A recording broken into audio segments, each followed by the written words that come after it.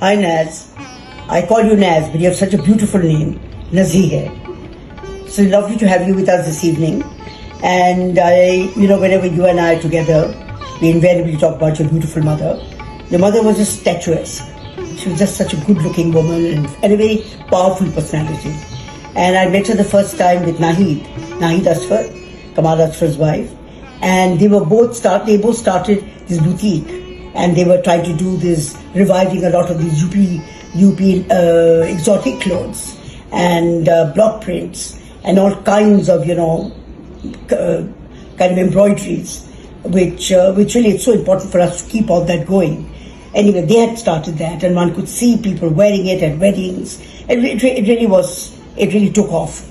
And then they came here to New York, and let my friends use the place for sales and whatever. They bought lots of clothes, and I've had lots of sales. A lot of friends have come with their clothes, with jewelry, and they had their sale here, and they bought a lot of things. You won't believe it. Within 3 hours, everything was gone. I think they went back with a lot of orders, but everything was gone. People were grabbing 3 and 4 outfits. It was something really quite amazing to watch. And then, of course, she joined politics, and she's one of the pioneer women in Imran Khan's party, PTI.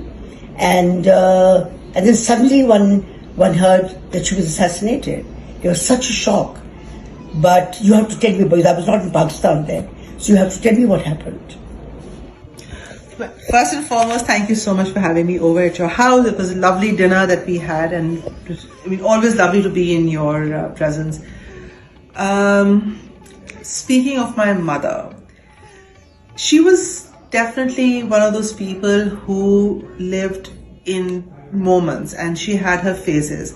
जो आप बात कर रही हैं जिस ज़माने की, I think it was the late 80s, when she and Naid Khala were doing revival of a lot of the lost handicrafts of the subcontinent.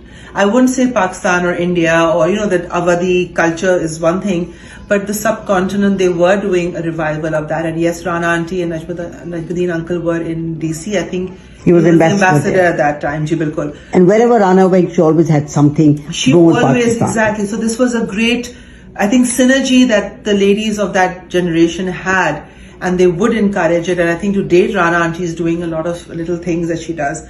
She's always involved in arts and culture, even in Pakistan now.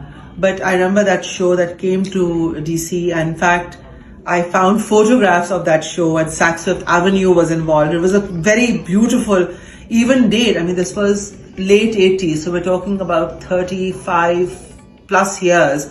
The fashion of that era, even now, if I find dresses, in fact, I was telling you, my godmother who's in Connecticut has some dresses of that era, and I actually take them from her once in a while, and I wear them as well.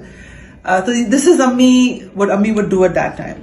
Then towards the mid 90s and stuff, when PTI was beginning to come up, उस वक्त एक और उससे थोड़ा सा पहले, I think the situation in Pakistan kind of mandated a few thinkers and then the intellectuals, or who thought that they could make a difference, had set up So before PTI came up, there was what was called the Citizens Alliance for Peace. CAP के नाम से कुछ लोग थे उसमें, and CAP now stands for Citizens Archives of Pakistan, which is run by Sharmeen Ubaid, which is a totally different thing. Sharmeen Ubaid is, again, we are very proud of her. One of the wonderful girls from she started off, her first film was Saving Face. Yes, bilkul. And you, of course, since you're in the plastic surgery, bilkul, of course. You very much so. I was relate to that film. Yes, I was. Sharmeen is a good friend and family connection as well. But so the Citizens Alliance for Peace were people who were getting together to think. I remember there was Azhar Jamil, my mother. I honestly don't remember some names, but if you give me a few days, I'll come back with them. They were thinking about how to go about it, and that is when I think Imran on his side was putting together people as well who could make a difference. And I think he initially came from a very good thought, and his mindset was he was winding up cricket. He had just set up Shaukat Khanam, and that was rising and doing well. It was another good action that he had done. I think he felt that because of who he was and the kind of beacon that he is as a human being, he could be a good source to attract the right thinkers and changers for the betterment of Pakistan. I think we all have thoughts of that at some point in our lives. So us waqt Ammi joined him, and she was very much part of the inner council that was there. She became the Sindh, the ladies wing, kabhi head thi. Then there was a time when she was a deputy of the Sindh wing as well. So she stayed in Sindh, but she stayed more to make things happen, to get things going. And I think she had a very positive view about him. I think we all did at the time, because he was someone different. He was bringing in different thoughts. He was attracting the younger community, the upper crust of Pakistan, who were not involved in politics at the time, who did not want to get involved in unless they were belonging from a political family. So he did inspire a lot. I remember him, one of the corner meetings that he had in Karachi, he turned on and said, it's no longer enough for all of you. And he was talking to people like us, who were in various professional universities and colleges and things. He said, it's no longer enough for you to just come out and vote. That is not it. You guys have to get involved. You guys have to become, and that kind of spoke to us at the time, which was, I think, I'm talking about late 90s, early 2000s. And I think it grew from there. And Imran has a very magnetic personality when it comes to the public. So that came in. And yes, Ammi was very much in his support. She was very supportive of him. She was very fond of him, and she thought highly of him. I don't question her thoughts, but end of the day, it did cost her life. And for that, my family and I will always have a certain, I don't know what to say, whether a grudge or something against, I wouldn't say one, I will never put it against one person, but yes, against the system. But I do remember in 97 was the first time that PTI stood for election, which Imran was the only one who won a seat in that election. But then Imran didn't win because of PTI, Imran won because he was Imran Khan. Imran Khan could have stood against anybody at the time and would have won a seat. But I remember that very clearly because Abbu ka Soyam tha us din. What is Soyam? Soyam means the third day of passing away. Yeah. So he had passed away 2 days earlier. The third day Soyam tha. Ammi iddat mein thi. What is iddat? Iddat is something that a Muslim woman mourn. I think it's 40 days mourning. I don't think it's 40 days. I think it's something. It's more than 40 days. But it's a kind of a Muslim requirement for a woman who has lost her husband or has gone through a divorce, has to spend this time in the sense. Ammi was in Iddat and I had just turned 18. So I was eligible to vote. So she grabbed my hand and said, we are going to vote because elections have happened and we have to go and vote for Imran Khan.